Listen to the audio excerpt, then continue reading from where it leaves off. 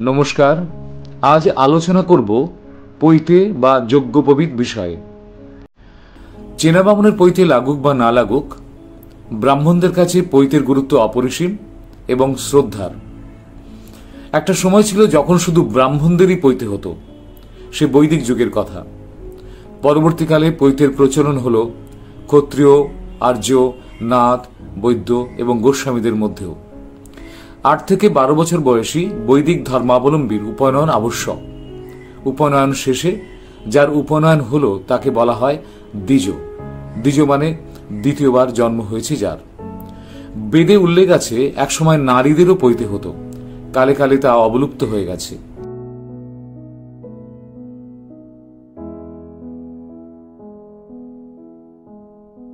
পৈতে যে ব্রাহ্মণদের কাঁধে দেখা যায় তাতে 9টি সূত্র থাকে।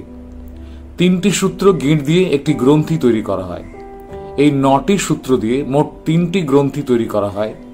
এগুলিকে বলা হয় ঈশ্বর গ্রন্থি বা ব্রহ্মগ্রন্থি। এই 3টি গ্রন্থির এক একটি ঋণের কথা স্মরণ করায় ব্রাহ্মণকে।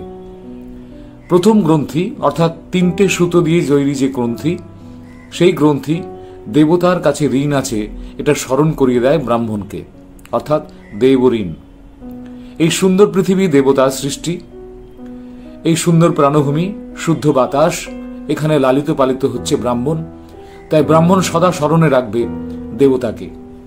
তার জন্য এই প্রথম গ্রন্থিটি স্মারক হিসেবে কাজ করবে। দ্বিতীয় গ্রন্থি পিতার কাছে ঋণের কথা মনে করায়। পিতা লালন পালন করেন, যত্ন করেন, সেবা করেন, বড় করেন, তাই পিতার কাছেই ব্রাহ্মণের ঋণ আছে, সেটি স্মরণে রাখার জন্য পৈতের দ্বিতীয় গ্রন্থি। এবং শেষ গ্রন্থিটি হল গুরুর কাছে, যিনি প্রকৃত শিক্ষা দেন, মানবতা বোধ শেখান, যোগ সাধনা শেখান, তার কাছেও ব্রাহ্মণের ঋণ আছে।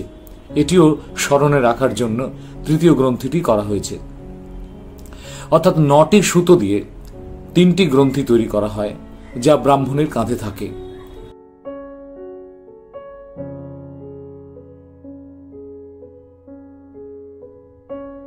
ব্রাহ্মণের কাঁধে যে পৈতে থাকে সেটি বাম দিক থেকে ডান দিকে নিচে নামে।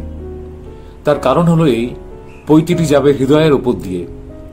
হৃদয় স্পর্শ করে শপথ করবে ব্রাহ্মণ। প্রতি মুহূর্তে প্রতিক্ষণে তার মনে পড়বে শপথের কথা, যে ব্রাহ্মণের ঋণ আছে দেবতার কাছে, ঋণ আছে পিতার কাছে, ঋণ আছে গুরুর কাছে।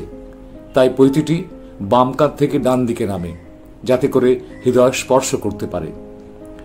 পৈতের মূল্য গুরুত্ব যিনি বুঝবেন তিনি পৈতে পড়তে পারেন। ব্রাহ্মণ মাত্রই পৈতে পড়বেন তার কোনো অর্থ নেই। পৈতের গুরুত্ব, তার অর্থ যিনি বুঝবেন, শ্রদ্ধা সহকারে যিনি এই পৈতেটি ধারণ করবেন, তিনি পৈতে ধারণ করতেই পারেন, ব্রাহ্মণ না হলেও ধারণ করতে পারেন।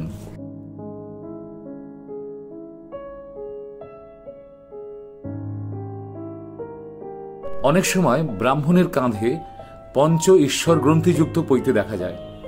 উড়িষ্যা অঞ্চলের ব্রাহ্মণরা সাধারণত এই ধরনের পৈতে ধারণ করেন। 15টি সূত্র বা সুতো দিয়ে তৈরি এই 5টি গ্রন্থিযুক্ত পৈতে। এর অর্থ, তাৎপর্য, গুরুত্ব অসীম। ব্রাহ্মণের কাছে শত্রু 5টি: কাম, ক্রোধ, লোভ, হিংসা এবং মোহ। ব্রাহ্মণ সদা সর্বদা এই 5টি শত্রু থেকে মুক্ত থাকার চেষ্টা করবে। যদি ব্রাহ্মণকে এই 5টি শত্রু গ্রাস করে ফেলে, অর্থাৎ কাম, লোভ, ক্রোধ, হিংসা এবং মোহ, তবে ব্রাহ্মণ তার দেবঋণ, পিতৃঋণ এবং গুরু ঋণের কথা স্মরণে রাখতে পারবে না। এই বিষয়গুলি আমরা পুঙ্খানুপুঙ্খ পেতে পারি পঞ্চব্রাহ্মণ উপনিষদ, শ্বেতাশ্বর উপনিষদ, ছান্দোগ্য উপনিষদ, ব্রহ্মপুরাণ, অথর্ববেদ, ঋগ্বেদ প্রভৃতি মূল্যবান গ্রন্থে।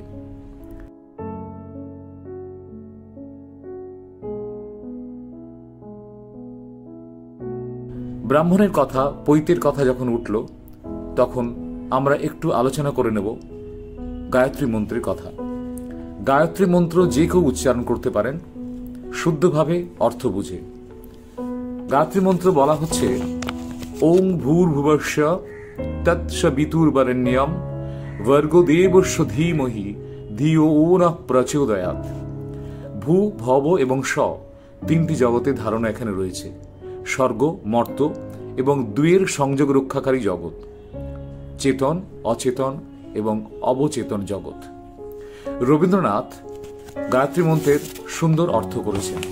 তিনি বলছেন, যা হতে বাহিরে ছড়ায়ে পড়েছে পৃথিবী আকাশ তারা, যা হতে আমার অন্তরে আসে বুদ্ধি চেতনা ধারা, তাঁরই পূজনীয় অসীম শক্তি, ধ্যান করি আমি লইয়া ভক্তি।